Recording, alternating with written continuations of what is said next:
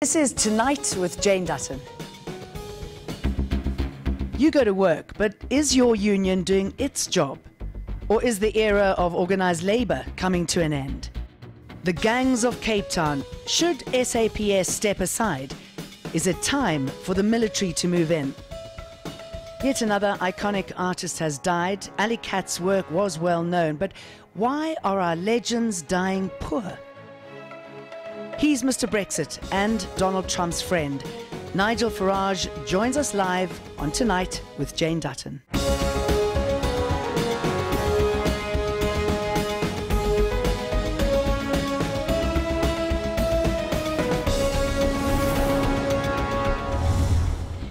Good evening. It's your money, your job, your rights. Are unions still taking care of you? And parents shot dead in front of families, children scared to walk to school in the Western Cape.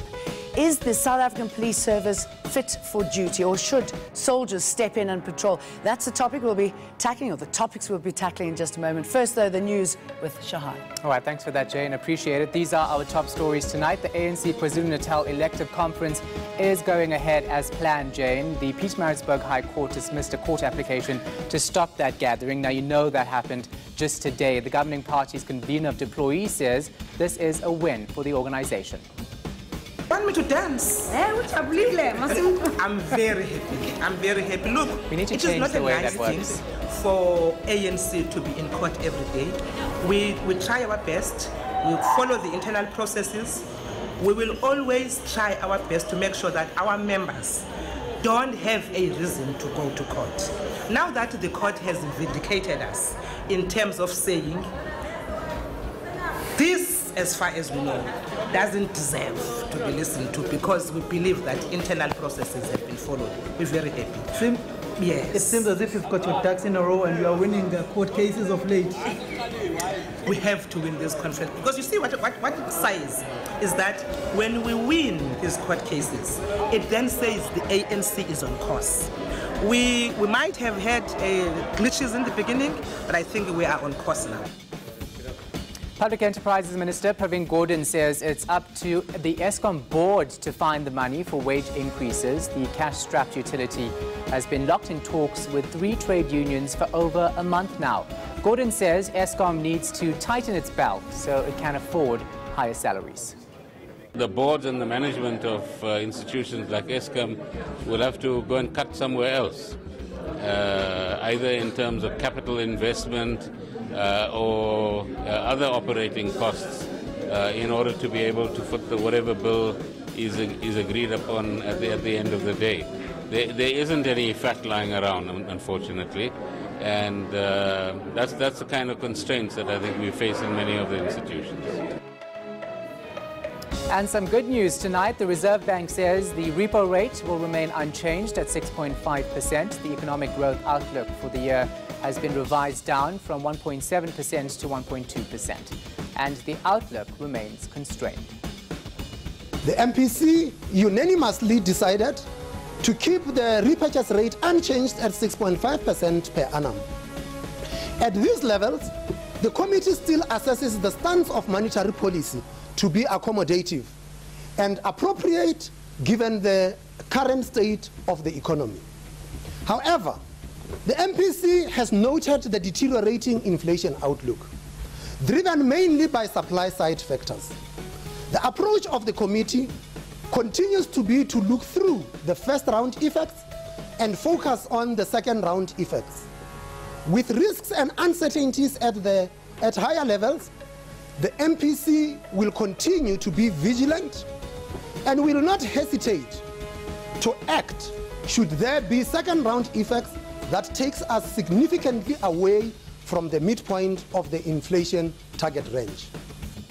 And those are the headlines. Back to Jane. Thank you very much for that, Shahan. Now, it's the middle of winter and no one should be going without power. But with current wage wars at Eskom, no one knows how long the lights will stay on. Wage talks in the gold sector are still making headlines as unions fight for decent pay for miners. But do unions hold the power they used to. Tonight, with your rights at stake, we debate the future of South Africa's unions. Joining us are Thembi-nkosi Mkalipi, Market Policy Director at the Department of Labour, Cosatu General Secretary Bheki and Ntcharlie-charlie, Fedusa General Secretary Dennis George, and Solidarity General Secretary Gideon du Plessis. A very warm welcome to all four of you. We've got three laws being debated at the moment, and what I'd like to do is pose each one to you, and if you could, we could just go around through all of you, just giving us a couple of thoughts on each topic. So let's start off with you. Changes to the labour laws which are being discussed, the minimum wage, 20 Rand per hour or 3,500 Rand per hour. Mr. Mkalipi, what is your response to that? Is that the way to go? Well, I mean, we believe it's part of government policy and that we've got to start somewhere, set up a base where, I mean, this 9 Rand an hour is going to, as we've been saying, going to affect around about 4.6 million vulnerable people, workers who earn far below the 9 Rand that we're talking about, whose wages are going to be increased to the 9 Rand now as a result of this. And we think that is going to make a big difference in the labour market. Mr. George. Yeah, look, I think the whole issue with the amendment of the labour legislation is to stay relevant to the labour market, number one. But we have also, as Mkalipi just said, looking to improve about 4.6 million people at the bottom. But that will also help us to take the power away from the employers that felt that they can pay workers anything. And the national minimum wage is an international phenomenon. And the phenomenon is important for South Africa because it's also going to help us with demand in the economy and to make sure that distribute more salaries to the people at the bottom. Mr. du Plessis? Yeah, looking at it from a market economy perspective, which is the ideology that Solidarity supports, obviously we're concerned that it may lead to job losses, but on the other hand, we know it will also assist, with poverty and inequality, but we want to see it, we need to link all the current legislation. You have the NHR, you have the minimum wage, you have the land debate, you have the new mining charter.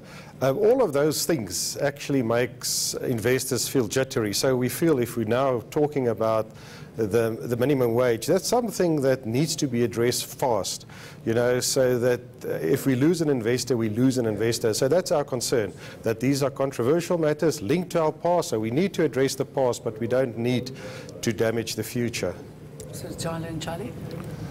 I think the outcome of the negotiation is our product in terms of the national minimum wage. We have been waiting it for too long.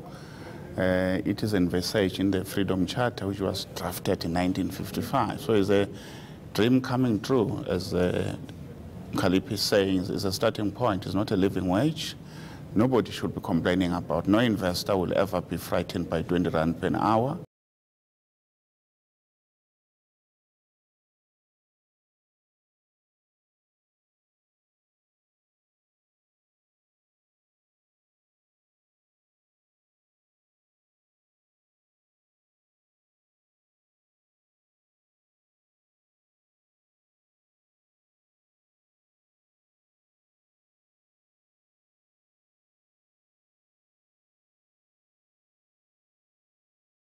It will be promulgated and the life goes on. But it will not create a single job. And that is our concern. It's good to look after those who are employed, but with millions unemployed, that is our concern. There's a barrier. Yeah, but the employers, I mean, we can't speak for employers. Employers come to the table, they come back and say, indeed, there's a wage inequality in this country. People, if the people who are working can't make a living, what's the point of doing those issues? So the employers speak for themselves. Employers sit in the table, they said, we're happy with this 20 Rand. In fact, it's lower, but we need to go to a system. So there's been a scientific kind of research, how many will not be able to afford, and then we concluded that those who may not afford, they have to be able to be transparent, they have to be able to give to an independent in the Department of Labour to clearly indicate and show your case. So there's a system that says, if really you cannot afford, you should have been getting some kind of retrieve in dealing with those issues. So there should be nobody complaining. Business is not complaining. Business is putting something in the system. So what is the big issue? There's no big issue here.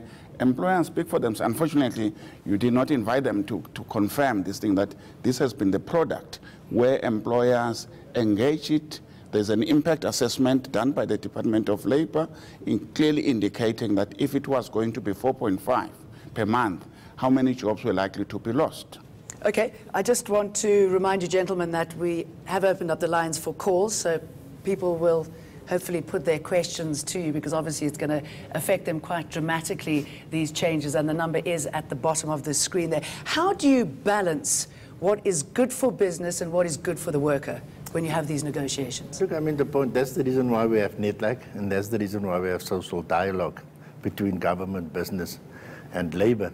And as Bheki was correctly saying, you know, they raise concerns, and that is where organized labor have up our game to say that, look, then we must have independent panel of experts, including the International Labour Organization. And we have also made provision in the legislation. If a company cannot afford, then it can apply for an exemption, but that must be done on a scientific basis. It can't be just basically, I don't want to pay this money for you, and therefore I don't want to pay. And then the argument that people say that jobs will be lost. I mean, there's every day in the economy, companies that take people on, and at the same time, there's other companies that is reducing the staff. So the procedure of our labor legislation is quite clear and open. It's live, it's working, and it's benefiting us. No, I disagree. You know, I still are at the coalface where we negotiate wages, where we deal with retrenchments. Today we got our stats for this month. We are 42 engineering companies where we are involved in retrenchments, ranging between 50 to 155 employees. We're sitting in the gold sector negotiations. 2015, there were 133,000 workers that we negotiated for. This time, it's just over 80,000. So this thing, that is our concern. We need to create real jobs and a real economy so that we can rather empower people through a decent job and a decent salary, and that must be backed by proper skills development, etc., etc. We are just at the moment plugging the holes, and it's not a long-term solution. All right, we've got a caller from Durban. I'm just where Ayab from Durban. Ayab, what is your question and to whom? Hello, Howie. Hello, good evening to the panel. Okay, go ahead. Hello, good evening to the panel. Evening. What's your question? Okay, my question is a very important question. This unemployment is the country is facing this country is unemployment. And number two, every month petrol price is going up. How are we going to survive in this country? What was that? I missed it. And why our people are not getting jobs? Why people are not getting jobs? Simple. The economy is not growing. Simple as that. Look, I mean, for me, the issue, I mean, that is important is that minimum wage in any country is not a tool to create jobs. That's not what minimum wage is. There's no doubt that all of us are concerned about the growth of the economy. And that's why the president of the country has made a call for investment into the country, for constituencies to sit down and talk about what steps should we take to create jobs. The only way of doing that is to create jobs. Minimum wage, you can never argue that in order to create job, it must be a race to the bottom. That's not how it works. And I should imagine it should be a stable workforce as well as a stable country. If you look on the changes that we're making, it's not only about the minimum wage, the changes that we're making in the Labour Relations Act that are intended, we hope, to create stability in the labour market. And all of those things put together, and also other intervention that government is taking place. But you can never argue that the minimum wage should be used as a job-creating tool. At the same time, if you peg the minimum wage too high, I agree, it will create job losses if you peg it too high. Excuse me jumping in here. On Monday, Cyril Ramaphosa was our first guest here on Tonight with Jane Dutton, and I did ask him about wages and, you know, what needs to be done to make South Africa more attractive. And let's just listen to what he had to say. We're still far off from having a living wage for many of our working people, but that is the aspiration. We aspire to be a middle-income economy where workers have a living wage, where they have decent jobs, where they have good benefits, pension, housing, and all the bells and the whistles.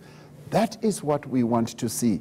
Now, we will say to investors, I mean, if investors are saying we want, you know, cheap labor, they will not find it here in South Africa.